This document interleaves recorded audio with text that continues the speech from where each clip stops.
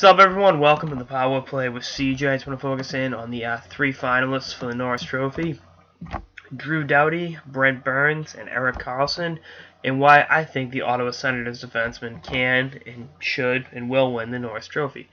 Let's start with Drew Doughty. I mean, Drew Doughty is one of those guys. He deserves a Norris Trophy the way Leonardo DiCaprio deserved an Oscar. I haven't seen The Revenant yet, but I'm hard pressed to say it's his best work. I think Wolf of Wall Street and Blood Diamond are probably two of the greatest movies of all time. So giving Drew Doughty a Norris Trophy this season as a Lifetime Achievement Award, if you will, is kind of bullshit. So that's why I'm not totally buying this, whole situation. And, again, was he an anchor on the Kings blue line? Did he play a shitload of minutes for Daryl Sutter? Yes. But out of these three candidates, I have to rank him third. And yet 51 points was the most points he had since he had 59 as a 20-year-old back in 2010. So, you got to look at it from that perspective. Take it with a grain of salt, if you will. That he definitely had a resurgent offensive year, had, some of his best numbers, and again, is a catalyst, one of the best defensemen, in the league all time. Synonymous with winning.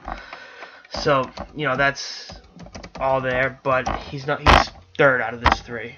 Second place, Brent Burns. You look at the year he had, which I think really flew under the radar until for me anyway, like, very end of the season, I'm like, damn, Brent Burns put up those numbers? Holy shit. And, he's a guy that's always been kind of a swing guy, played some deep, played some forward, moved around, a couple different positions, but played D this year, 75 points in 82 games, career high for him. Was everything the Sharks needed, and, was able to give, their attack a different dynamic, and this year in the playoffs has been unbelievable with 10 points in 6 games for San Jose. So, again, I think he's been phenomenal. He's been a guy that was relied upon a lot to log some heavy minutes on the Sharks blue line, and a guy that, even though he's been up for a while, I still don't think it's the credit he deserves. I think at the end of the day, when it's all said and done, you're going to look at it and be like, holy shit, Brent Burns had a really good career. So, that's, something to keep an eye on. And then finally, Erik Karlsson. I mean, what more needs to be said? The guy led the league in assists, becoming the first defenseman since Bobby Orr to do that. Anytime you're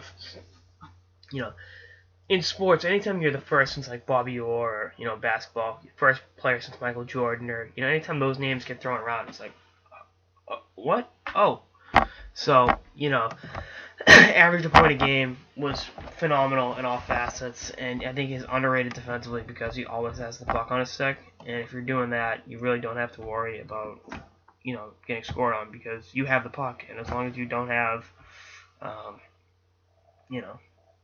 long as the other team doesn't have the puck on their stick, you can't be scored against. They can't score on you, so, we'll see if the voters echo my sentiments, but I think 82 points in 82 games, 66 assists, a career high and everything for Karlsson.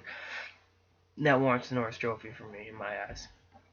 I understand that it's not the best offensive defenseman, but when you look at what he did comparable to, what some of the other guys did, you just can't argue with the results. So, if I was picking out of these three candidates in order to go, Erik Karlsson, number 1, Brent Burns, number 2, and Drew Doughty, number 3. And feel free to disagree with me, so tell me I don't know anything, and tell me I should go, block myself. But that's the way I view it. That's all I got for episode of the Power Play with CJ. Stay tuned for episodes throughout the playoffs and beyond. Later, guys.